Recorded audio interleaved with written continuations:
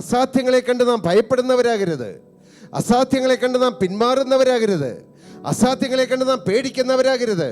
അസാധ്യമായ കാര്യങ്ങളെ കണ്ടിട്ട് നാം മടിച്ചു നിൽക്കരുത്. ഓവർകം ചെയ്യണം. എന്താണ് overcomers secret? That is faith. വിശ്വാസമാണ് ഓവർകമേഴ്സിന്റെ സീക്രട്ട്. തടസ്സങ്ങളെ ഓവർകം ചെയ്യുന്നവരുടെ സീക്രട്ട് എന്നറിയും വിശ്വാസം. എന്താ വിശ്വാസം? വിശ്വാസത്താൽ അവർ രാജ്യങ്ങളെ അടക്കി, രാജ്യങ്ങളെ കീഴടക്കി എന്നാ. കർത്താവിന്റെ സ്തോത്രം. രാജ്യങ്ങളെ കീഴടക്കുക എന്ന് പറഞ്ഞാൽ അത്ര സാധ്യമായ കാര്യമാണോ? അല്ല. പക്ഷേ അസാധ്യമായ കാര്യത്തെ അവർ സാധ്യമാക്കി. എങ്ങനെ? വിശ്വാസത്താൽ. കർത്താവിന്റെ സ്തോത്രം. നാം ഒരു ചെറിയ പ്രശ്നം വരുമ്പോഴേക്കും തളർന്നും പാടി മൂലക്കയറിയിരിക്കരുത്. വെല്ലുവിളികൾ വരുമ്പോൾ നേരിടണം. കർത്താവിന്റെ സ്തോത്രം. അന്ന് ശൗലും കൂടെയുള്ളവരും, ശൗല് രാജ്യത്തെ രാജാവാണ്, പക്ഷെ പേടിച്ചു വിറയ്ക്കുക. കൂടെയുള്ളവര് ഭടന്മാര് ശക്തരാണ്, സൈന്യം ശക്തമായിരുന്നു, പക്ഷെ അവരുടെ മേലൊരു ഭയം വ്യാപരിച്ചു. ഭയം വ്യാപരിച്ചാൽ ഉള്ള ശക്തി കൂടി പോകും. എന്നാൽ വിശ്വാസം വ്യാപരിച്ചാൽ ഭയം എടുത്തു മാറ്റിക്കളയും. നിങ്ങൾക്ക് മനസ്സിലായോ? ഭയം വ്യാപരിച്ചാൽ ഉള്ള കരുത്ത് പോകും. എന്നാൽ വിശ്വാസം വ്യാപരിച്ചാൽ ഭയം മാറും. കർത്താവിന് സ്തോത്രം. പേടിച്ചിരിക്കുകയാണ്. വലിയൊരു കൂട്ടം സൈന്യമുണ്ട് കൂടെ, പക്ഷെ പേടിയാ. രാജാവുണ്ട് കൂടെ, പേടിയാ. സൈന്യമുണ്ട്, സന്നാഹമുണ്ട്, പടച്ചട്ടയുണ്ട്, എല്ലാമുണ്ട്, പേടിയാ. എന്തുകൊണ്ടാണ് ശൗൽ രാജാവിന് പേടി വരാൻ കാരണം? ജീവനുള്ള ദൈവത്തിലുള്ള വിശ്വാസം കുറഞ്ഞുപോയി. അതാ പേടിക്കാൻ കാരണം. ജീവനുള്ള ദൈവം എന്നെ നടത്താൻ ശക്തനാണെന്നുള്ള വിശ്വാസം കുറഞ്ഞുപോയി. അപ്പോഴിതാ ഒരു ബാല്യക്കാരൻ, ആടുകളെ നോക്കിക്കൊണ്ട് നടക്കുന്ന ഒരു ബാല്യക്കാരൻ വന്നിരിക്കുകയാണ്. അവൻ്റെ കയ്യിൽ വേറെ ഒന്നുമില്ല, വാളില്ല, പരിചയമില്ല, വേറെ മറ്റേ പടച്ചട്ടയില്ല. പക്ഷെ അവന് ഒന്നുണ്ട്, അവന് വിശ്വാസമുണ്ടായിരുന്നു. എവിടെ? ജീവനുള്ള ദൈവത്തിലുള്ള വിശ്വാസം. ഹല്ലേലൂയ. ദാവീദ് വന്നു. ദാവീദ് നോക്കിയപ്പോൾ ശൗലും കൂടെയുള്ള രാജാവും കൂടെയുള്ളവർ കിടന്ന് വിറയ്ക്കുക. അപ്പോൾ ശത്രു സൈന്യത്തിന് നേരെ നോക്കി. അജാനബാഹുവായ ഗോലിയാത്ത് നിൽക്കുന്നു. ഗോലിയാത്ത് വെല്ലുവിളിച്ചുകൊണ്ട് നിൽക്കുന്നു. ഒരു പയ്യനായ ദാവീദ് വേണമെങ്കിൽ തിരിഞ്ഞോടാമായിരുന്നു. പക്ഷേ ദാവീദ് ശരീരപ്രകാരം ചെറുതായിരുന്നു, ശരീരം കൊണ്ട് കോമളരൂപിയായിരുന്നു, പക്ഷേ വലിയ ആരോഗ്യമല്ല. പക്ഷെ ദൈവത്തിൻ്റെ ശക്തി ദാവീദിൽ ഉണ്ടായിരുന്നു. ദാവീദ് നോക്കിയപ്പോൾ ഇതാ ഇസ്രായേൽ നിരകളെ വെല്ലുവിളിച്ചുകൊണ്ട് ഗോലിയാത്ത് വെല്ലുവിളിക്കുകയാണ്, ഇസ്രായേൽ ജനത്തെ വെല്ലുവിളിക്കുകയാണ്. ആ ഭാഗം ഒന്ന് എടുക്കാമോ? ദൈവത്തിന് സ്തോത്രം. ആ ഭാഗം എടുത്താൽ നമ്മൾ ആവേശഭരിതരായി തീരും. 1 ശമൂവേൽ 17-ാം അധ്യായം 17-ാമത്തെ വാക്യം. ഇശായി തന്റെ മകനായ ദാവീദിനോട് പറഞ്ഞത്, ഈ ഒരു പറ മലരും അപ്പം 10 എടുത്ത് പാളയത്തിൽ നിന്റെ സഹോദരന്മാരുടെ അടുക്കൽ വേഗം കൊണ്ടുചെന്ന് കൊടുക്കാം. ആ പാളയത്തിൽ യുദ്ധം നടക്കുകയാണ്. ഇശായി പറഞ്ഞു, മോനെ, നിന്റെ സഹോദരന്മാർ അവിടെ യുദ്ധത്തിലാണ്, ശൗലിന്റെ പട്ടാളത്തിലാണ്. നീ ഒരു കാര്യം ചെയ്യണം, നീ അപ്പവും മലരൊക്കെ എടുത്തുകൊണ്ട് പോകണം. അവന് കൊടുത്ത ശുശ്രൂഷ എന്താ? അവന് കൊടുത്ത ശുശ്രൂഷ യോദ്ധാവിൻ്റെ ശുശ്രൂഷയല്ല. അവന് കൊടുത്ത ശുശ്രൂഷ വേണമെങ്കിൽ അവന് പറയാം, എന്നെ പടക്കെടുത്തില്ല, എന്നെ ആ ശുശ്രൂഷയ്ക്ക് ആക്കിയില്ല, പറഞ്ഞില്ല, പരിഭവിച്ചില്ല. നീ ഒരു കാര്യം ചെയ്യണം, ഒരു പറ മലരും അപ്പം 10 എടുത്ത് പാളയത്തിൽ നിന്റെ സഹോദരന്മാരുടെ അടുക്കൽ വേഗം ചെന്ന് കൊടുക്കുക. കർത്താവിന് സ്തോത്രം. പിന്നെ 18-ാം വാക്യം. ഈ പാൽക്കട്ട 10 സഹസ്രാധിപന് കൊടുക്കുക. ഈ കുറച്ച് പാൽക്കട്ട കൊടുത്തു വിട്ടു, അത് സഹസ്രാധിപന് കൊടുക്കുക എന്ന് പറഞ്ഞു. നിന്റെ സഹോദരന്മാരുടെ ക്ഷേമം ചോദിച്ച് ലക്ഷ്യവും വാങ്ങി വരിക. അതാണ് ഏൽപ്പിച്ച ദൗത്യം, അത്രയേ ഉള്ളൂ. ഇല്ലേ? നിന്റെ സഹോദരന്മാർക്ക് ക്ഷേമമാണോ എന്ന് ചോദിക്കുക. അതിന് വലിയ ശുശ്രൂഷയൊന്നുമല്ല, ഭയങ്കര ശുശ്രൂഷയൊന്നുമല്ല. നമുക്ക് നോക്കുമ്പോൾ മലര് കൊടുക്കുക, അപ്പം 10 കൊടുക്കുക, ഈ പാൽക്കട്ട കൊടുക്കുക, പിന്നെ സഹോദരന്മാർക്ക് ക്ഷേമമാണെന്ന് ചോദിക്കുക. അത്രേ ശുശ്രൂഷ ഏൽപ്പിച്ചുള്ളൂ.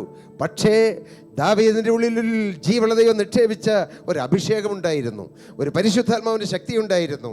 അങ്ങനെ 19-ാമത്തെ വാക്യം വായിക്കുമ്പോൾ ശൗലും അവരും ഇസ്രായേലിലൊക്കെയും ഏലാ താഴ്വരയിൽ ഫിലിസ്തരോട് യുദ്ധം ചെയ്യുന്നുണ്ട്. ഇങ്ങനെ യുദ്ധം നടക്കുക. ശൗലും ഇസ്രായേലും ഏലാ താഴ്വരയിൽ ഫെലിസ്തരോട് യുദ്ധം ചെയ്യുകയാണ്. കർത്താവിന് സ്തോത്രം. അപ്പോൾ ദാവീദ് അധികാലത്ത് എഴുന്നേറ്റ് ആടുകളെ കാവൽക്കാരൻ്റെ പക്കൽ വിട്ടേച്ച് ഇശായി തന്നോട് കൽപ്പിച്ചതൊക്കെ എടുത്തുകൊണ്ട് ചെന്ന് കൈനിലയിൽ എത്തിയപ്പോൾ സൈന്യം പടയ്ക്ക് ആർത്തു വിളിച്ചുകൊണ്ട് പുറപ്പെടുകയായിരുന്നു. സാഹചര്യത മനസ്സിലായോ? സാഹചര്യത. സൈന്യം വലിയ ദൗത്യമായിട്ട് മുന്നോട്ട് പോവുകയാണ്, ആർത്തു വിളിച്ചുകൊണ്ട് യുദ്ധത്തിന് പോവുകയാണ്. സൈന്യത്തിന് വലിയ ഒരു പദവി കൊടുത്തിട്ടുണ്ട്. പക്ഷെ ദാവീദിന് കൊടുത്തതോ അവരുടെ ക്ഷേമം അന്വേഷിക്കാനും അവർക്ക് വേണ്ട ഭക്ഷണം കൊടുക്കാനുള്ള ശുശ്രൂഷ. കർത്താവിന് സ്തോത്രം. ഞാൻ ഇതിനോട് ചേർത്ത് പറയാം, ഭക്ഷണം കൊടുക്കുന്ന ശുശ്രൂഷ മോശമായ ശുശ്രൂഷയല്ല കേട്ടോ. കർത്താവിന് സ്തോത്രം, ശ്രേഷ്ഠകരമായ ശുശ്രൂഷയാണ്. ഒരു പാനപാത്രം വെള്ളം കൊടുത്താൽ അതിനും പ്രതിഫലം ഉണ്ടെങ്കിൽ ചോറ് കൊടുത്താൽ അതിൽ കൂടുതൽ പ്രതിഫലമുണ്ട്. ദൈവനാമം മഹത്വപ്പെടട്ടെ. 21-ാമത്തെ വാക്യം. ഇസ്രായേലും ഫെലിസ്ത്യരും നേർക്കുനേരെ അണിനിരുന്നു. അവിടെ ചെല്ലുമ്പോൾ കാണുന്നത്, ദാവീദ് കാണുന്നത് ഇസ്രായേലും ഫെലിസ്ത്യരും അണിനിരന്ന് നിൽക്കുകയാണ്. ദാവീദന്റെ സാമാനം പടക്കോപ്പ് സൂക്ഷിക്കുന്നവന്റെ പക്കൽ ഏൽപ്പിച്ചും വെച്ച് അണിയിൽ ഓടിച്ചെന്ന് തന്റെ സഹോദരന്മാരോട് കുശലം ചോദിച്ചു. സാമാനം കൊടുത്തില്ല, അപ്പവും ഒക്കെ മറന്നുപോയി. അപ്പവും മീഞ്ഞൊക്കെ കൊടുക്കാനുള്ള സമയമല്ല. അപ്പവും ഒക്കെ അവിടെ ഇരിക്കട്ടെ, സാധനങ്ങളില്ല. അപ്പം കൊടുത്തു വിട്ട എന്തൊക്കെയാ? മലരും അപ്പവും പാൽക്കട്ടയും ഒക്കെ എന്ത് ചെയ്തു? അവിടെ വെച്ചിട്ട് എല്ലാം പടക്കോപ്പ് സൂക്ഷിക്കുന്നവൻ്റെ പക്കൽ വെച്ച് അണിയിൽ ഓടിച്ചെന്ന് തൻ്റെ സഹോദരന്മാരോട് കുശലം ചോദിച്ചു. സഹോദരന്മാരോടൊന്ന് മിണ്ടി. അപ്പം പറഞ്ഞത് അങ്ങനെ ചെയ്തു. കർത്താവിന് സ്തോത്രം. 23-ാമത്തെ വാക്യം. അവൻ അവരോട് സംസാരിച്ചുകൊണ്ട് നിൽക്കുമ്പോൾ, അങ്ങനെ സംസാരിച്ചുകൊണ്ട് നിൽക്കുമ്പോൾ ഇതെന്താ അവിടെ സംഭവിക്കാൻ പോകുന്നത്? സംസാരിച്ച് നിൽക്കുമ്പോൾ ഗത്തിനായ ഗോലിയാത്ത് എന്ന ഫെലിസ്ത്യമല്ലൻ ഫെലിസ്ത്യരുടെ നിലകളിൽ നിന്ന് പുറപ്പെട്ടു വന്ന് മുമ്പിലത്തെ വാക്കുകൾ തന്നെ പറയുന്നത് ദാവീദ് കേട്ടു. ദാവീദ് കേൾക്കുമ്പോൾ ഫെലിസ്ത്യ സൈന്യത്തിന് മുന്നിൽ അതികായനായ ഒരു ഗോലിയാത്ത് വന്ന് നിന്നുകൊണ്ട് ഇസ്രായേൽ ജനത്തെ വെല്ലുവിളിക്കുകയാണ്. എന്തൊക്കെയാ പറഞ്ഞത്? ഇസ്രായേൽ ജനത്തെ വെല്ലുവിളിച്ച് നിൽക്കുകയാണ്. 8-ാം വാക്യം. അവൻ നിന്ന് ഇസ്രായേൽ നിരകളോട് വിളിച്ചു പറഞ്ഞത്. ഇസ്രായേൽ നിരകളോട് വിളിച്ചു പറയുകയാണ്. ഗോലിയാത്ത് വിളിച്ചു പറയുകയാണ്. ശ്രദ്ധിച്ചു കേൾക്കണേ. നിങ്ങൾ വന്ന് പടയ്ക്ക് അണിനിരക്കുന്നത് എന്തിന്? നിങ്ങൾ എന്തിനാ വന്ന് പടയ്ക്ക് അണിനിരക്കുന്നത്? നിങ്ങൾ നിന്നിട്ട് കാര്യമൊന്നുമില്ല. ഞാൻ ഫെലിസ്ത്യനും നിങ്ങൾ ശൗലിന്റെ ചേവകരുമല്ലേ? ഞാൻ ഫെലിസ്ത്യനാണ്. എനിക്കൊരു അഡ്രസ് ഉണ്ട്, നിങ്ങൾക്ക് അഡ്രസ് പോലും ഇല്ല. നിങ്ങൾ ശൗലിന്റെ ചേവകരല്ലേ? നിങ്ങൾ ശൗലിന്റെ ഭടന്മാരല്ലേ? നിങ്ങൾ അവന്റെ ജോലിക്കാരല്ലേ? സേവകന്മാരല്ലേ? നിങ്ങൾ ഒരുത്തനെ തിരഞ്ഞെടുത്തോൾവീൻ, അവൻ എന്റെ അടുക്കൽ ഇറങ്ങി വരട്ടെ. ഒരുത്തനെ തിരഞ്ഞെടുക്ക്. ധൈര്യമുണ്ടെങ്കിൽ വെല്ലുവിളിക്കുകയാണ്. നിങ്ങൾ ഒരുത്തനെ തിരഞ്ഞെടുക്ക്, ധൈര്യമുണ്ടെങ്കിൽ എൻ്റെ അടുക്കലേക്ക് വിട്. അവൻ എന്നോട് അംഗം പൊരുതി എന്നെ കൊല്ലുവാൻ പ്രാപ്തനായാൽ ഞങ്ങൾ നിങ്ങൾക്ക് അടിമകളാകാം. ഞാൻ അവനെ ജയിച്ചു കൊന്നാൽ നിങ്ങൾ ഞങ്ങൾക്ക് അടിമകളായി ഞങ്ങളെ സേവിക്കണം. അവൻ വെല്ലുവിളിച്ചത് എന്താ?